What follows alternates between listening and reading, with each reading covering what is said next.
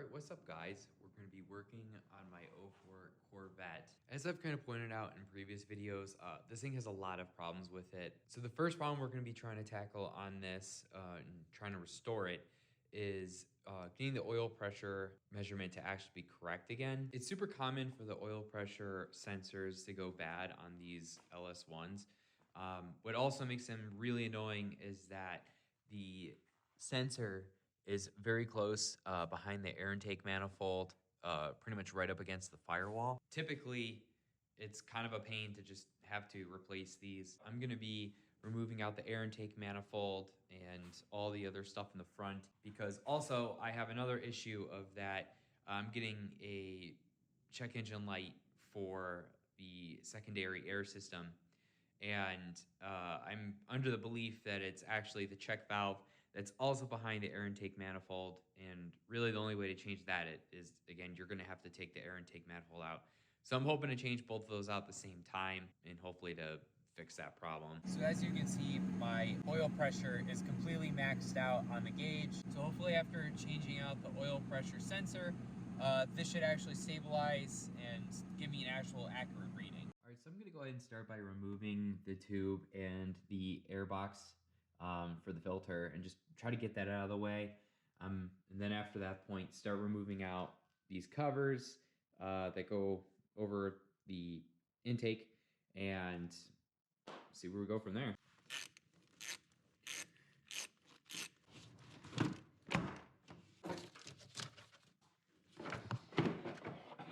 All right, now we got the front assembly removed with the air filter.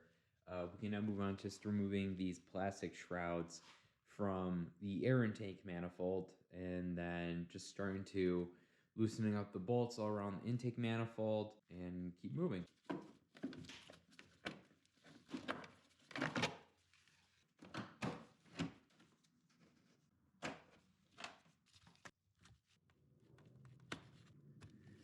All right, so I'm still removing out a lot of the connections towards the throttle body in the front.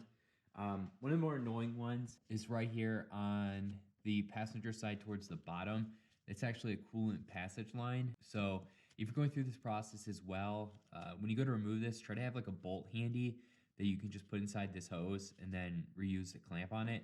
Just that way you don't risk having coolant leak out.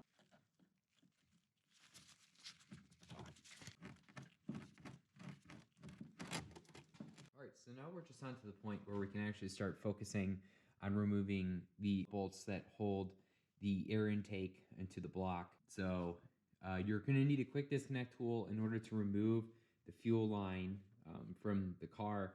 So probably the next step I'm going to be performing is just disconnecting the fuel. All right, I'm going to begin by now removing the fuel line from the fuel rail, so that way I can start the process of removing out the actual rails from the intake manifold. So you're just gonna need a fuel line disconnect tool in order to remove this. You can buy them on Amazon for pretty cheap. I got mine for like less than 20 bucks for a whole set. So yep, we're gonna go ahead and remove this. Remember to try depressurizing your fuel rail prior. You can do that by just removing out the fuel pump relay and then just letting the car kind of crank for so many times, and then eventually you'll have no more fuel pressure.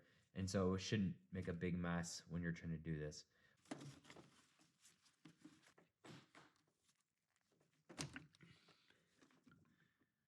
All right, so we're still going to be removing other things. So on the air intake manifold on the back of the throttle body towards the driver's side, you'll find this connection here. These ones are kind of really annoying to remove, but basically what you're supposed to do is you press down on one side and then you pull it out. You don't squeeze on both tabs.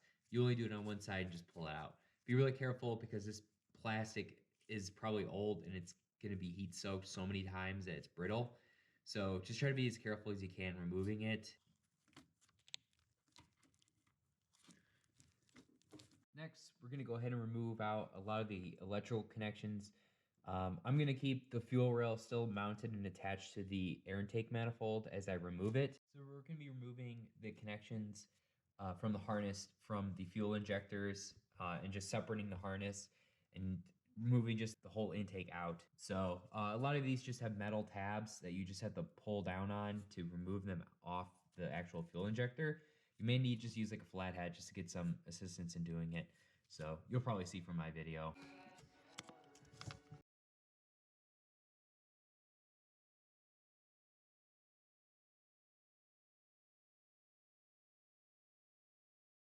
All right, we're almost ready to actually start removing the air intake finally. So the only thing prior we have to do to actually removing this at this point is we just got to disconnect the line that goes to the brake booster.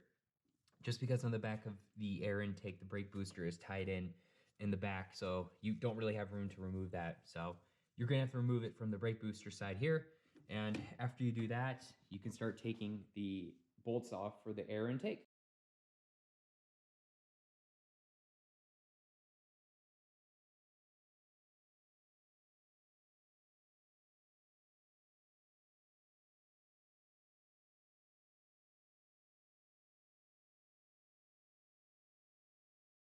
All right, the air intake is almost ready for its removal.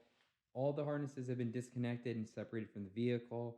All the different hoses that go to the throttle body and also to the rear of the intake also have been removed. So we're pretty much at the point where we can remove this. The only additional thing I'd obviously say is that if yours is very dirty like mine, try to use some shop air or something just to blow out some of this gunk that's just built up around this air intake. You really don't want to end up removing this and then you get something stuck in one of your valves, and what something was supposed to be a easy hour-long job, you just managed to make it significantly worse. So yeah, I'm just gonna use just some compressed air and just blow out everything around the air intake, just so that way I don't risk that happening.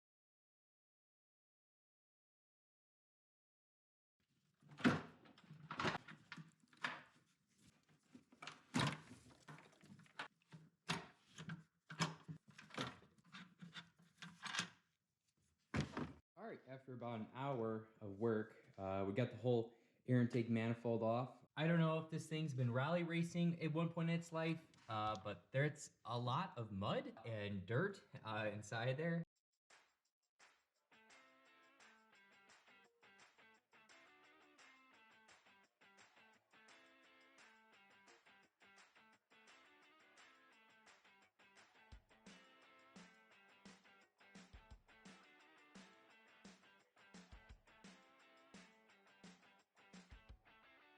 All right, with the intake manifold cleaned up, we can actually remove now the oil pressure sensor back here. I picked up this socket on Amazon. It's a 1/16 socket, like thin wall. It's supposed to fit perfectly over these oil pressure sensors, so we'll see in my application. All right, fits over there pretty well. All right, we're gonna go ahead and install the new one in. Same procedure, just in reverse. All right, so I went ahead and had the oil pressure sensor replaced. So now we can move on to just trying to put together the engine again, and then doing it for startup and see if there's any leaks and just verifying that the gauge works again.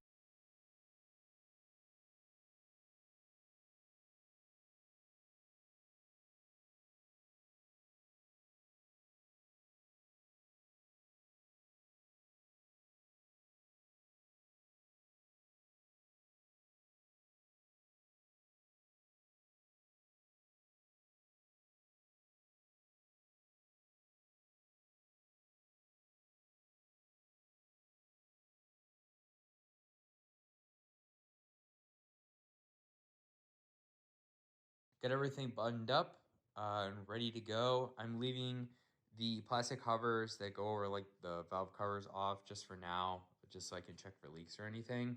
So we're gonna go ahead and start the car up and see if there's any leaks, and then also see if my oil pressure gauge works correctly. All right, let's go and check it out.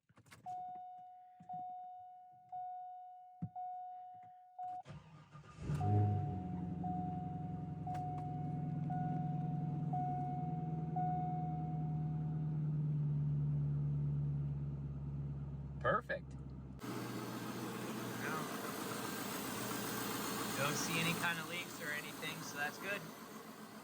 All right, and that is the process of changing out the oil pressure sensor on your C5 Corvette. This method's kind of the long way of doing it. If you are just also trying to knock out a couple other common issues or general maintenance with the vehicle by changing out the intake, gaskets, and everything else, it's well worth it in the long run. This is the same thing applies if you're trying to change out one of your check valves that's on the back of the driver's side head. I had to do that personally just to get my valve changed. Another note I'll add as well is that on the passenger side, for what comes off the manifold that goes to your check valve, this aluminum pipe, that's also another discontinued part that is kind of a pain trying to get your hands on. So if your check valve is completely welded onto the aluminum pipe and you break it, good luck. I had to search high low and call Chevy dealerships to get a part number to even find anything to reverse look this up online, but I'll include the part number in the video, probably somewhere down here or in the description, so you can reference that. Some other notes I will add is that this line here, that's part of the evap system, be super careful with removing these because these are discontinued parts and you pretty much have to buy them used, like I had to. So the same thing goes for this line as well. They're both discontinued and it's kind of a pain trying to get your hands on another one. I used a shop called Vet Nuts and they actually like overnighted me a set, which was really nice. That's the full process of changing out the oil pressure sensor. If you enjoyed what you watched and learned something through the process, please give the video a like. And if you want to see for more C5 content and all my other projects I got going on, subscribe to the channel.